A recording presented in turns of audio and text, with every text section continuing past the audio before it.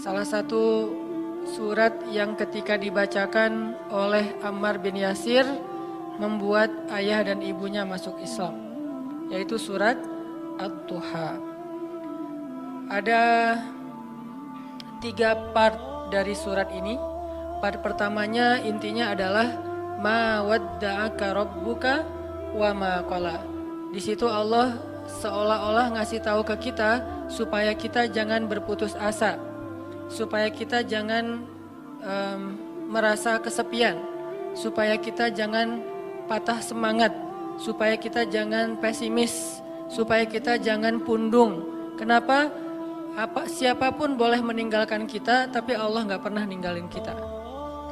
Pasangan kadang-kadang kalau lagi ngambek boleh nggak baca WA kita sampai 3 hari, tapi Allah gimana pun kita bikin dosa, kita berdoa Allah masih dengar kita. Orang lain bisa aja ninggalin kita karena ada hal yang gak nyaman. Allah itu sering dapat hal yang gak nyaman loh dari kita, tapi gak pernah ninggalin kita. Rasa-rasanya gak ada cinta yang lebih sejati dan pastinya kecuali cinta dari Allah kepada hambanya. Bahkan seorang ibu aja gak bisa nandingin cinta Allah kepada kita. Padahal ibu udah paling baik ya. Gak ada lagi orang yang lebih berjasa dalam hidup kita selain ibu kita di antara manusia setelah Rasulullah pastinya. Kecuali ibu kita sendiri yang udah mengandung kita dalam keadaan wahnan ala wahnin, kepayahan demi kepayahan, melahirkan dengan resiko nyawa, menyusui 2 tahun lamanya, membesarkan dengan segala bentuk pengorbanannya. Ternyata itu gak ada apa-apanya dibandingkan dengan cinta dan kasih sayang Allah kepada kita.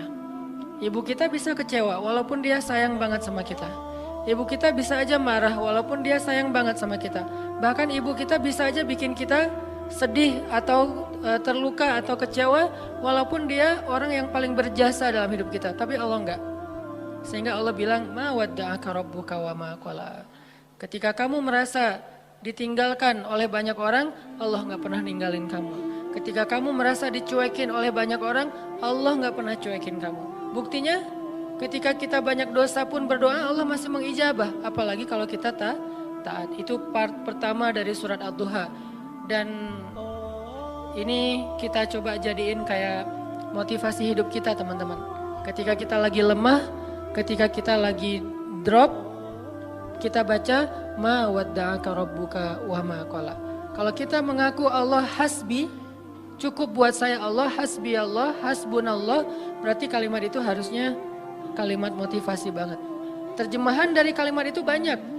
Ma wadda'aka rabbuka wa ma qala bisa diterjemahkan la tahzan innallaha ma'ana. Bisa. Ma wadda'aka rabbuka wa ma qala bisa diterjemahkan dengan kalimat fa inna ma'al usri yusra. Ma wadda'aka rabbuka wa ma qala bisa diterjemahkan inni ma'akuma asma'u wa ara. Aku bersama kamu berdua wahai Musa dan Harun, asma'u wa ara. Mendengar dan melihat. La takhafa, jangan takut wahai Musa dan Harun. Idhaba ila Fir'aun, pergilah kamu berdua kepada Fir'aun. La takhafa, inni ma'akuma asma'u wa ara. Aku yang akan memantau apa yang terjadi pada diri kalian. Jadi aku tahu banget, update banget setiap detiknya. Bahkan sebelum terjadi, aku sudah mempersiapkan perisai untuk melindungi kalian. La takhafa, jangan takut. Itu terjemahan-terjemahan yang banyak di Al-Quran tentang kalimat ma wadda'aka rabbuka wa ma qala. Atau mungkin kita bisa challenge diri kita sendiri ya. Ketika kita tilawah Al-Quran secara acak, cari ayat terjemahan atau bahasa lain dari ma wadda'aka rabbuka wa ma qala. Coba cari di Al-Baqarah, cari di Ali Imran, itu banyak banget kalimat ma wadda'aka rabbuka wa ma qala. Rabbmu tidak pernah meninggalkanmu, gak pernah benci sama kamu. Ayatnya banyak banget bahwa Allah gak pernah ninggalin kita, bahwa Allah gak benci sama kita. Salah satunya mungkin kalau Allah gak benci sama kita tuh misalnya ayat fa'in yuridullahu bikumul yusra wala yuridu bikumul usr. Sehingga siapa yang berpikir syariat itu kayak beban, seolah-olah Allah kayak nggak rela gitu ngelihat kita nyaman, kok dikasih syariat, dikasih beban, dikasih tugas, dikasih batasan. Enggak, itu salah paham. Allah ngasih syariat bukan untuk ngebebanin kita, bukan karena Allah iseng sama kita, bukan karena Allah benci sama kita, tapi karena Allah pengen memudahkan hidup kita justru dengan syariat. Syariat itu bukan mempersulit hidup kita. Kalau sebuah negara meninggalkan syariat karena takut sulit kehidupan negara itu, justru kita terjebak dalam wasawisus syaitan. Mulailah kita dengan hiruk pikuk, dengan kekacauan gara-gara meninggalkan syariat. Kalau sebuah bangsa, masyarakat, keluarga, pribadi pengen hidupnya lebih mudah, ati'u Allah wa ati'ur Rasul. Coba ikutin cara Allah, pasti akan jadi mudah. Memang di awalnya kelihatan agak-agak challenging nih. Tapi begitu kita jalanin, yusrun, mudah, semuanya mudah. Siapa yang taat sama Allah, Allah kasih jalan keluar. Ini jalan keluarnya.